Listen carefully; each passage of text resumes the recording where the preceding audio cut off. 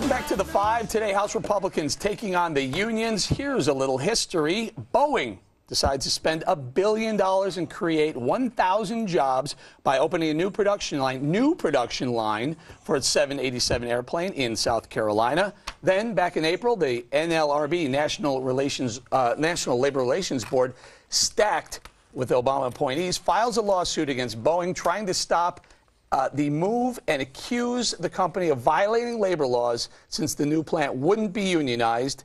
Enter House Republicans. They now want a bill that stops the NLRB from having a say in what and where companies can operate plants regardless of labor laws. Bob, I got to go to you because, look, Mr. Obama spent the day today in North Carolina at a plant that had 24 U.S. employees, and he says, pass the bill, it'll create jobs. Meanwhile, he's going to lose 1,000 jobs in Boeing alone in South Carolina. I think the most important thing of what you just read there was when you said regardless of labor laws. What if we say regardless of civil rights laws? And we decide that we want to have discrimination come back, right? Let me just make a point. Regardless of labor laws. That's what you read. No, that's what you said. It's not regardless, but go ahead. But labor laws were put into place for a reason, and that reason was that corporations, when they were faced with unions, when everybody has the right to collectively bargain, would up and move to a state where they didn't have to deal with unions. That is against the law, Eric. It is something that is wrong. It is morally wrong. It is historically wrong. Now, in this case, I will say this. I'm going to give you one concession. Since Boeing decided to break the law and build this plant, and 1,000 people are depending on it in South Carolina, I think we probably should let this one have a pass and let it go. But no more of this. No more will corporations scab around and get rid of people who are laborers. But don't companies already move, Bob? They move to other countries. Yeah, that's even worse. That's even worse. They ought to be fined for that. Because they can't afford to work here. No, because they're not. They're not. It's not a relocation. Okay, this is very simple. Yeah, but I'm going to that other No part. one is losing a job. They are creating more jobs. They are creating jobs in the state that they have a right to be able to go there and hire them. They do not have a right to do that. They do have a right to go do that. Well, that's going to be the dispute, and that's why there's legislation that's going to be voted on tomorrow. Exactly. It was introduced by Representative Tim Scott. He's an African-American freshman Republican from South Carolina, working with Governor Nikki Haley, who is the first female governor of that state and first female Indian-American governor, who represents some great diversity for the Republican Party, I think. And they have been leading the charge on this. Tomorrow, when this vote is held at noon on the floor, I think that there will be bipartisan support for it.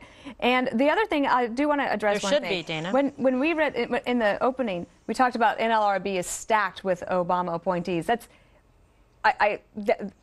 is true, but this is one of the reasons elections matter. Presidents have the right to appoint people, make appointments, and recess appointments are allowed, Dana, and that's why elections really matter. The reason why I wrote that way is because it was a recess appointment, and that skewed the board from 2 and 2, a fair and balanced board, to a 3 Democrats or 3 liberal Democrats and 2 Republicans. But if it was a Republican administration, it would be the other way around. This is just punishing right-to-work sites. Wait a second. Dana has it exactly right. If you want to change existing law, then they've got a law on the floor of the House tomorrow to do that. Now, it won't get through the Senate, but if you want to do it, but you have to respect the laws that are there, and the laws that are there say, wait a second, that they say that you cannot take a corporation that's unionized and move across to someplace. They're using the NLRB as using. It doesn't matter what it is with you. It has to do with the unions. You'll be against it anyway. Here's the issue. The NLRB is saying Boeing is opening in South Carolina in retribution for a strike that happened in Washington State years ago. That's the accusation they're making. That is not the case. But look, I already gave you that. I said, let's go ahead in South Carolina. Do not let these scab people, and yourself included, continue to take away unionized jobs. But there are Americans that want a job. And the legislation, because when you have a company that hires union workers under the National Labor Relations Board, you might want to get that right, and laws, they have the right to keep those jobs and not be moved away from. This is why it is so hard for many people to achieve the American dream. Oh, sure. No, it's true. People just want to work, and what do you got to deal with? Lawyers and unions. If it wasn't for unions, they wouldn't be living the American dream. That is not true. That is true. And the legislation does not allow any corporation to flout the labor laws. It is not a specific remedy just for Boeing. The National Association of Manufacturers, of which we want to succeed because we want more manufacturing in this country, did a survey, and they said that 69% of their members that they surveyed said that the decision that the NLRB made on Boeing has had a chilling effect on their ability to create jobs. And that's why you have situations like today where companies decide to hire overseas. And we're in a global economy. That's going to happen, and we have to be able to compete. But Bob, Dana makes a great point. Mr. Obama spent the day at this place in North Carolina, West something Precision Manufacturing, 24 U.S. employees, and guess what? More than 24 employees in their Costa Rican plant. I mean, this is how we're going to create jobs. Which is why we need some trade bills. Kimberly, we create them all the way around in foreign countries. Right. Well, that's the problem. It's exporting America, and you get penalized, and there's political payback from the White House if you try and hire people in a right-to-work state. That's all I'm saying. These aren't bad people, Bob. Some people are in unions. I'm not suggesting they're bad people. What I'm suggesting is just call them scabs. They are scab. That's a scab move. It is a scab move. Is a scab a compliment? It's the reason I struck out front of here. Look, the fact of the matter is there are elections do have consequences. We won the presidency. You lost.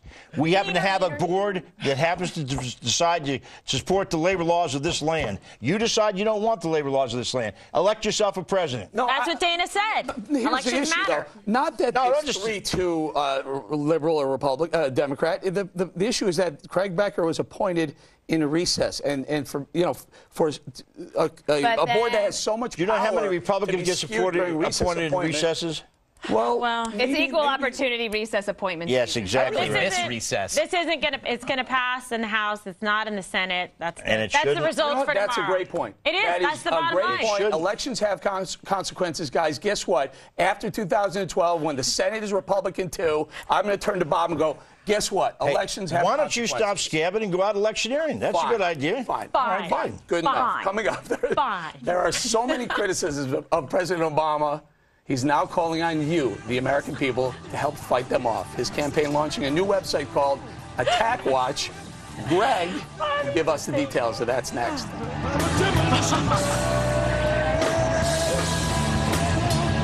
Demolition!